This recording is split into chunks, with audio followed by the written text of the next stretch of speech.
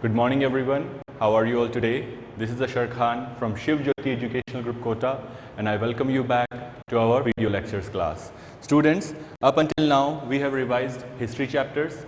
Now in this video we'll be revising our geography chapters. Okay, so the geography chapters that we are revising in this video are chapter number 1, the earth in the solar system, chapter number 2, globe, latitudes and longitudes, and chapter number 4, maps. So we'll be revising these 3 chapters. So first of all, open your book on chapter 1. Okay, page number 1. We will discuss points to remember, internal questions and answers, and CW questions of all the 3 chapters. So be ready. I hope you're all excited to learn. So beginning with chapter number 1, which is the earth in the solar system. Let's see what we learned in this chapter. First thing that you learned in this chapter, students, was celestial bodies. What are celestial bodies? Celestial bodies are those bodies which you see in the shining night sky. Means if you look up into the sky at night and the objects that you will see which are shining like stars, moon, planets, sun, asteroids, meteoroids, these are the heavenly bodies, right? They are called celestial bodies. Okay? Next thing is constellations. What are constellations? See students, our stars, okay, the stars that you see in the night sky, sometimes they form a distinct pattern. You must have also noticed this, that sometimes there are stars which are always arranged in a distinct pattern. Those patterns are called constellations, okay. Constellations like Saptarishi, Ursa Major, Orion, and so on. Then satellites. We all know that our earth revolves around the sun, right? Similarly, there is one heavenly body which revolves around our planet Earth. Do you know the answer? It's the moon.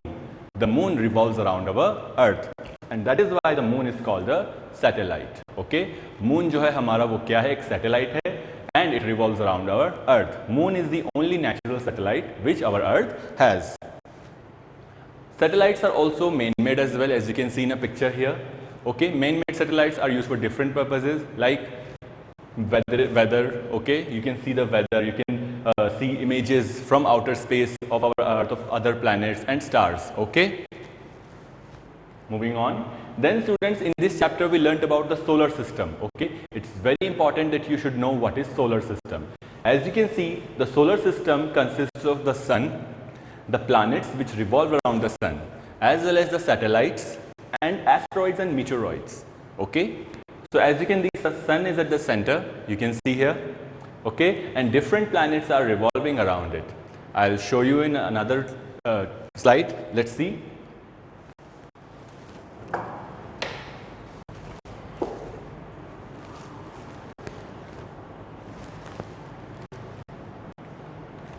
Now students, focus here.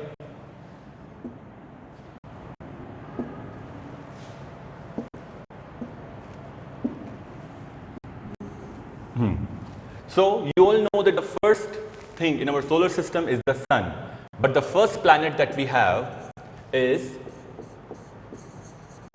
Mercury. Okay, the first planet in our solar system is Mercury. The second planet is Venus. Then the third planet where we live, I hope you know this, it's the Earth. Then we have Mars, the fourth planet, also called the red planet. Okay, then there is Jupiter, the largest planet in the solar system. Okay, Jupiter. Then we have Saturn, and the last 2 planets, students, and the second last planet that we have is Uranus. Okay, and the last planet that we have is Neptune. Okay, so these are the main 8 planets in our solar system. हमारे solar system में ये 8 planets मौजूद हैं. Okay, apart from that we also have an asteroid belt which lies between Mars and Jupiter. The asteroid belt lies between the orbit of Mars and Jupiter. Okay students, so this is our solar system. There are various satellites as well which revolve around different planets. For example, Earth has 1 satellite, the moon. Mars has 2 satellites. Jupiter has more than 60 satellites, okay, and so on. Now students, let's mark the internal questions of this chapter. So open your book on page number 4 and mark the first internal question. The first internal question is, what is an orbit? Write this question on page number 4. On the top part of the book, write the question, what is an orbit? Okay. After writing the question down, you can pause the video in between if you want some time to write the question as well. Okay. Now let's see what the answer is, then I'll make you mark in the book. Now the answer to this question is that all the 8 planets of the solar system move around the sun in fixed paths. Okay, as you can see here in this diagram, that the planets in the solar system move around the sun in these fixed paths. You can see these white lines here. This shows the path on which the planets are revolving around the sun. This is called orbit. As you can see, these paths are not circular, they are elongated. Okay, that they are called orbits. These paths are elongated and they are called orbits. Now, where will you mark this answer? In second paragraph. So, first of all, open your page 4. Open page number 4 in your book. Okay. Second paragraph, it's right just below the blue box. There's a blue box given. Okay.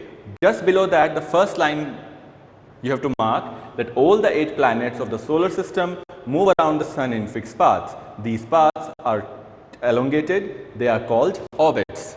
Okay. Mark the first internal answer. Moving on to the second internal question. What is a galaxy? On page number 6, mark this question. Write this question on page number 6. What is a galaxy? See students, a galaxy is a huge system of billions of stars and clouds of dust and gases. Means billions of stars, planets, asteroids, everything galaxy contains. Okay, clouds of dust and gases. That makes up a huge galaxy. Our solar system is also part of a galaxy. Which galaxy? Milky Way. Okay. So where will you mark this answer? Okay. Second paragraph. On page number 6, second paragraph, you will see a galaxy is highlighted in bold. So it will be very easy for you to find. Just underline it. A galaxy is a huge system of billions of stars and clouds of dust and gases. Okay, student, these were the 2 internal questions and answers of chapter number 1. Let us discuss the copy work now. I hope you have all done this copy work in your copies. If you have not, then please do so. So now, who was the first man to walk on the moon and when? The first person to walk on the moon was Neil Armstrong. Okay, Neil Armstrong was the first man to walk on the moon on 21st July 1969. Remember the date as well, that when did he walk on the moon? 21st July 1969. Now, what is the universe? The universe is the vast empty space around us that consists of stars, solar system, galaxies, etc. Everything that you see in the night sky, galaxies, solar system, stars, it all makes up the universe. Okay, हम कहाँ पे रहते हैं? Universe में रहते हैं. Okay, we live in the solar system. Solar system is part of a galaxy, and there are hundreds and thousands of galaxies which makes up the universe. Okay, students. Moving on. Now, name all the planets according to their distance from the sun. You have to name the planets in the correct order. Okay. So, Mercury, Venus, Earth, Mars, Jupiter, Saturn, Uranus, and Neptune. These are the planets. Now, why is the Earth called a unique planet? Earth is called a unique planet. Why so? See, the Earth is called a unique planet because, first point, it has water and air which are very essential for our survival. Water and air, they are not found on any other planet. Oxygen, water, which are very essential for us, without which we cannot live. You will not find these on any other planets. That is why Earth is very unique. Another thing, the temperature of Earth is neither too hot nor too cold. If you will talk about Mercury and Venus, they are way too close to the sun. So their temperature is very high. Okay, and after Earth, supposedly Mars and Jupiter, their temperature is very cold. We cannot live there as well. So the temperature of Earth is neither too hot nor too cold, which makes it very unique. Okay, because that gives rise to life. People, animal, plants, they can live here. Okay. Now, question number 5. Why do we see only one side of the moon always? Okay. The moon moves around the earth in about 27 days. The moon moves around the earth in about 27 days. It takes exactly the same time to complete one spin As a result, only one side of the moon is visible to us on the earth. How many days does the moon take to complete one revolution around the earth? It takes 27 days and the same time for one spin. That is why हमें चांद का सिर्फ एक ही हिस्सा दिखाई देता है. Okay? Now, long answer question. How does a planet differ from the star? A very good question, so please pay attention. Some celestial bodies do not have their own heat and light. Some celestial bodies do not have their own heat and light. They are lit by the light of the stars. Such bodies are called planets. For example, Earth, Mars, Mercury. Planets do not have their own heat and light. Our Earth also doesn't have its own heat and light.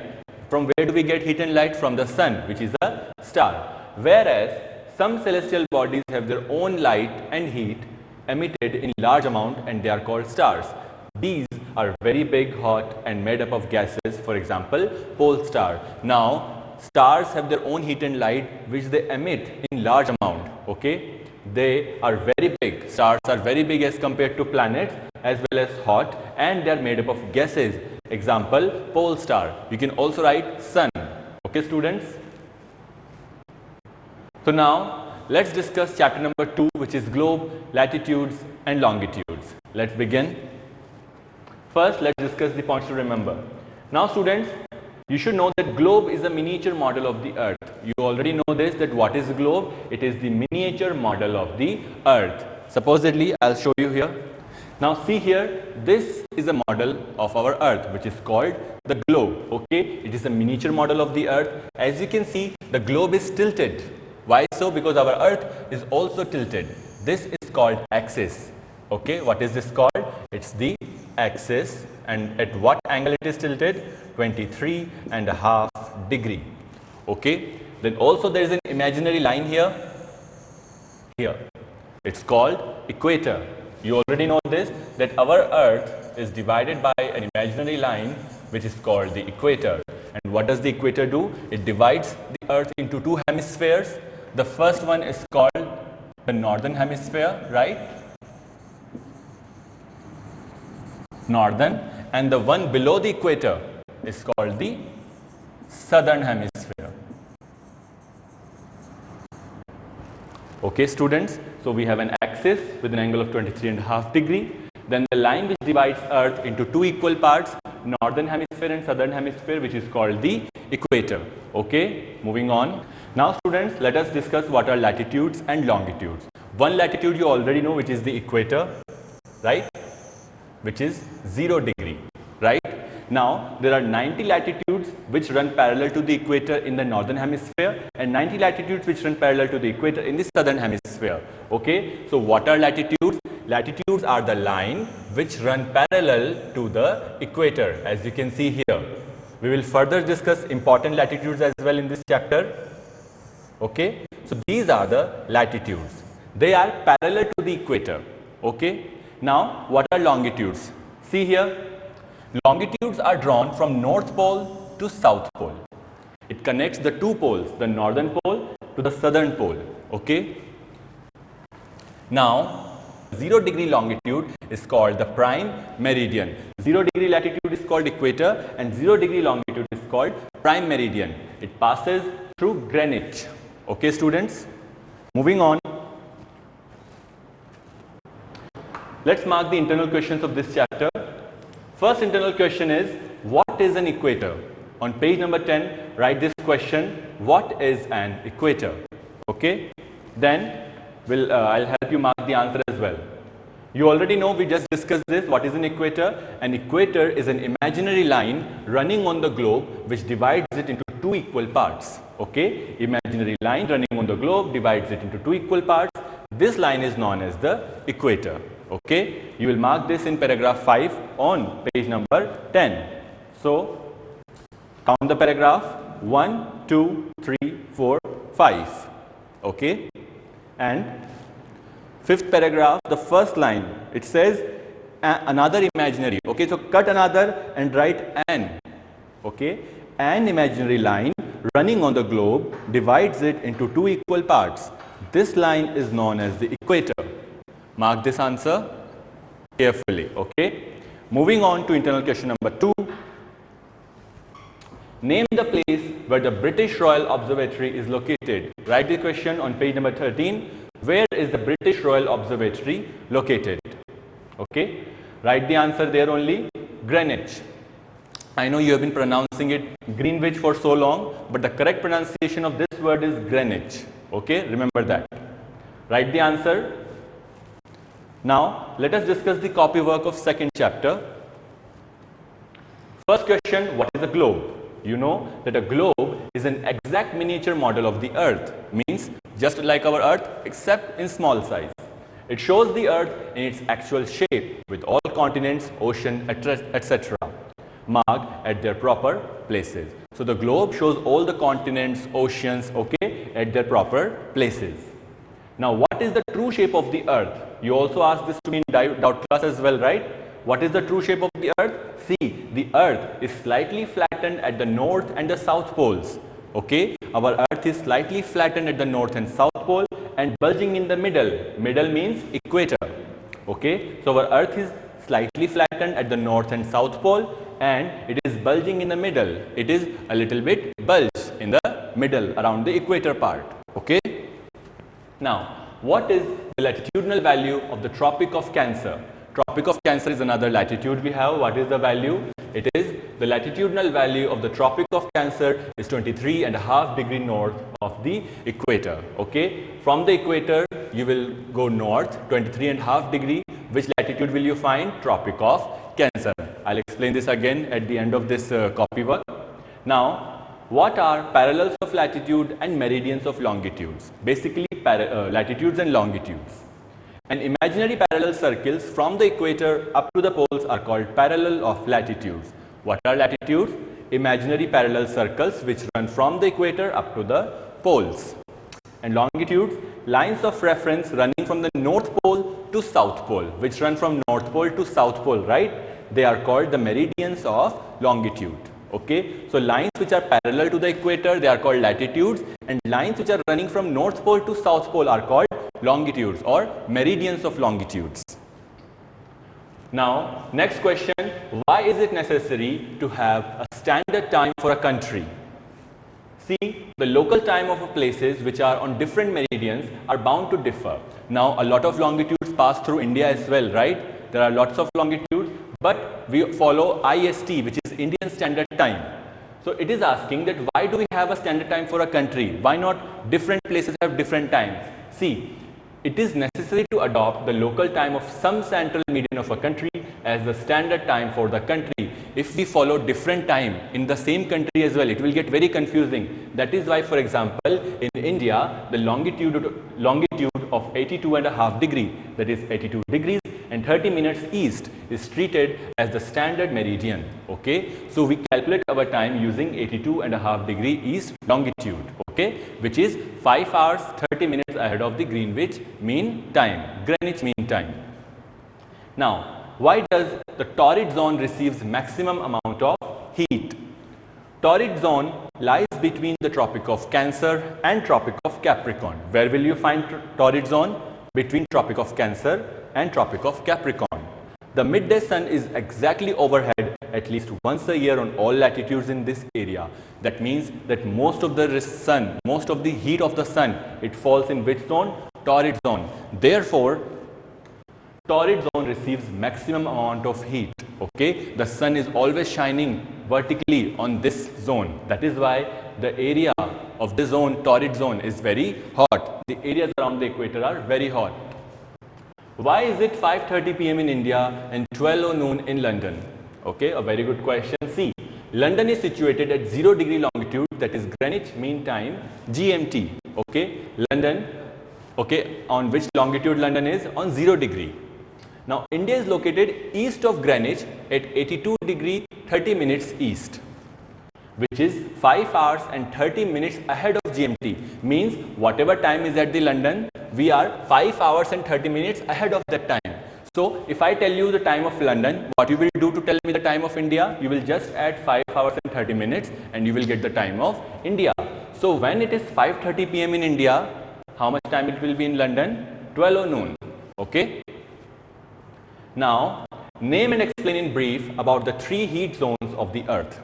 Now we have to tell about the three heat zones of the earth. So let us see. First, the torrid zone. Torrid means hot. What does torrid mean? It means hot.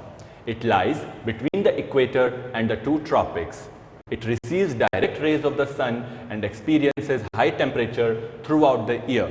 So the areas around the equator, okay, they experience direct rays of the sun throughout the year, and that is why they have high temperature. They are also called tropical zone, okay. Then temperate zone. Temperate means moderate, means neither too hot nor too cold, okay. This zone lies between the Tropic of Cancer and the Arctic Circle in the northern hemisphere, and the Tropic of Capricorn and the Antarctic Circle in the southern hemisphere. I will explain this in a diagram as well, okay, wait. Next we have frigid zone. Frigid means cold. See, torrid means hot. So it will be very easy for you to remember. Torrid, hot, temperate, moderate, and frigid, cold. This will tell you which zone is hottest, moderate temperature and cold temperature, okay. The areas between the Arctic Circle and North Pole and Antarctic Circle and South Pole are the two frigid zones. So the areas between the Arctic and the North Pole and the Antarctic and the South Pole are the frigid zone. Now let us see in the diagram as well, okay. So here we have the equator, correct. Now around the equator we learned that which zone lies around the equator. It is the torrid zone, where the sun rays fall directly. That means this area which you will see here in green color, it is the hottest area of the earth, okay. Then in the northern hemisphere, above torrid zone, Tropic of Cancer and Arctic Circle, this is the north temperate zone. In the southern hemisphere, below Tropic of Cancer and above Antarctic Circle, you have south temperate zones. Temperate means moderate. I just explained it to you. That means these two areas will have moderate temperature. These two areas are neither too hot nor too cold. Now we come to the frigid zone. Frigid zone, Arctic Circle and North Pole, Antarctic Circle and South Pole. Now these areas are frigid. Frigid means cold. They are coldest areas of earth. So now you know the areas around the equator are the hottest. Then as we go farther from the equator, जितना हम equator से दूर जाएंगे, that means the cold will increase and the heat will decrease, okay. So these two temperate zones, they will have moderate climate, and the frigid zones will have the coldest climate. I hope you all learnt well by this diagram, students. Now let's move on to our chapter number 4, which is maps. Now students, what is a map? A map is a representation of Earth's surface drawn on a flat surface, right? Supposedly you draw a map on a piece of paper, a table, a cloth, anywhere, right? What will you do? You will draw the Earth's surface as it is on that piece of paper, and what will you call it? A map. Then in this chapter we learnt about types of maps. There are three types of maps: physical maps, political maps and thematic maps. Then components of maps, there are three components of maps as well: distance, direction and symbol. Students, a video has been already sent where I am explaining this chapter in particular. So if you have any doubts regarding this, you should go and watch that video as well, okay. Then we also learnt about sketch and plan. Sketch and plan. Sketch are rough maps, roughly drawn. For example, you are telling your friend where to find your house. That is a sketch, a roughly drawn map. And what's the plan? Like your house plan, where you will show where your drawing room is, where your bathrooms, where the entrance of the house is. Okay, blueprint plans जिसको हम बोलते हैं. Now mark the internal questions of chapter number 4, students. First question on page number 24. Write it. What do you mean by small scale map and large scale map? Write the question very carefully. Okay. What do you mean by small scale map and large scale map on page number 24? And then we will also mark it. First, when large areas like continents or countries are to be shown on a paper. Now, I have to show a large area like a country or a continent on a piece of paper. Then I will use a small scale map. But if I have to show a small area like a village or town, okay, on a piece of paper, then I will use a large scale map. Okay, where will you mark this answer? On paragraph 2 and 3. So open your book on page number 24, paragraph 2 and 3 here. First paragraph, second paragraph, first line. Okay, when large areas like continents or countries are to be shown on a paper, then we use a small scale map. Write map after scale, okay? Small scale map. And the third paragraph, first line, when a small area like your village or town is to be shown on paper, then we use a large scale map. Okay, this was the first internal question and answer. I hope you all can see it. Now, come to page number 24. Mark the following conventional symbols. You have to mark these conventional symbols. It is already given in your book, okay? So, just notice the symbols which are being used for these, okay? Let's discuss the copy work of the chapter number 4, maps. Question number 1, what are the 4 cardinal directions, the 4 main directions that we have? North, south, west and east. Very easy, right? Then, what do you mean by the term the scale of the map? What is the scale of the map? The scale of a map is the ratio between the actual distance on the ground and the distance shown on the map. Okay? So, जो हम ratio use करते हैं, the ratio that we are showing on the map and the actual distance on the ground, that is called the scale of the map. Okay? Now, which map provides detailed information? Which maps? Thematic map provide detailed information. Which maps provide detailed information? The thematic map provides detailed information. Question number 4. What are the 3 components of a map? The 3 components of a map are distance, direction and symbol. When you are drawing maps, you will notice these 3 in particular, that is the distance, direction and symbols that you will use in drawing your maps. What are conventional symbols? Maps have a universal language that can be understood by all. There is an international agreement regarding the use of some symbols. These are called conventional symbols. Now, students, you will see if you pick up a map from any country, you will see that water bodies are shown by blue color. Okay, forests are used by, forests to show forest, we use green color. Okay, why? Because there is an international agreement. All the countries have agreed that we use same symbols, so it doesn't get confusing. Okay, that is why they are called conventional symbols. Now, how do symbols help in reading maps? How do symbols help in reading a map? See, it is not possible to draw the actual shape and size of different features on a map. Now, I am drawing a map of an area. Now, I can't draw each and every house, each building, each tree. I can't show that, right? That is why I will use symbol. By using symbols, map can be drawn easily. These symbols provide a lot of information in a little space. By using symbols, we can tell that here you will find a park, a tree, a building, settlements, graveyard, bridge, okay? All the maps and all the symbols have already been given in your book. Next question, what are political and thematic maps? Political maps. Maps showing cities, towns, villages and different countries and states of the world with their boundaries. So if a map is showing you where a particular city, town, villages, country or boundaries of a country, that means that is a political map, okay? And what is a thematic map? Maps that focus on specific information, specific themes, okay? Name dekho uska kya hai? Thematic means this map is drawn by themes, okay? Such as road map, rainfall maps, maps which show distribution of forest and industries, okay? Those are thematic maps.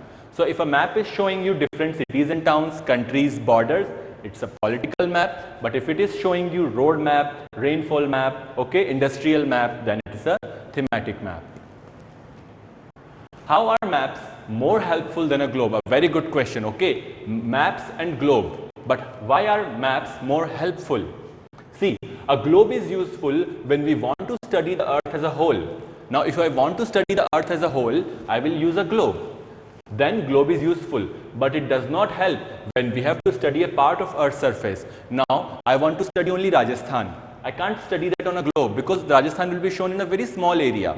For that, I will use a map, okay? For this, we use maps which can show the entire Earth's surface or a part of it, okay?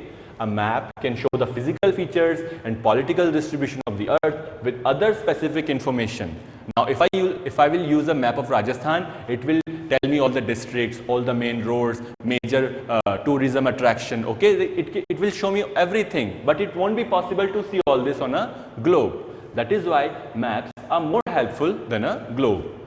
Now, distinguish between a map and a plan. You have to tell the difference between a map and a plan.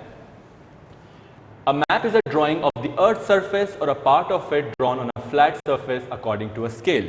What is a map? It is a drawing of the Earth's surface or a part of Earth's surface, okay, which is drawn on a flat surface and it is according to a scale. But what's a plan? It is a drawing of a small area on large scale. Now, maps, it can represent large areas like continents or countries as well as small areas like villages. In a map, I can see large areas like continents or countries as well as small areas like a town, city or village. A plan represents the things that cannot be done by a map like length and breadth of a room. What will a plan show? Map में तो मुझे क्या दिखाई दे रही है? Continents, countries, small areas, cities, villages. But a plan will not show me any of this. A plan will show me what a map cannot show, such as the length and breadth of a room. Suppose I want to build a house. I will draw a plan of that house first, okay? The length of the house, the breadth, where will the entrance will be, where the car will be parked, where will that be used in a plan, okay? So there's a difference between a map and a plan. Map shows the areas, big areas like continents or countries, but plans are used to represent things which cannot be done by a map like length and breadth of a room. So students, this was it for all the 3 chapters. I hope you watched the video thoroughly. If you have any doubts regarding this, I would suggest you go back to the video and watch the individual chapter explanation of these chapters as well, okay? Thank you so much for watching. We'll meet again in our next lectures.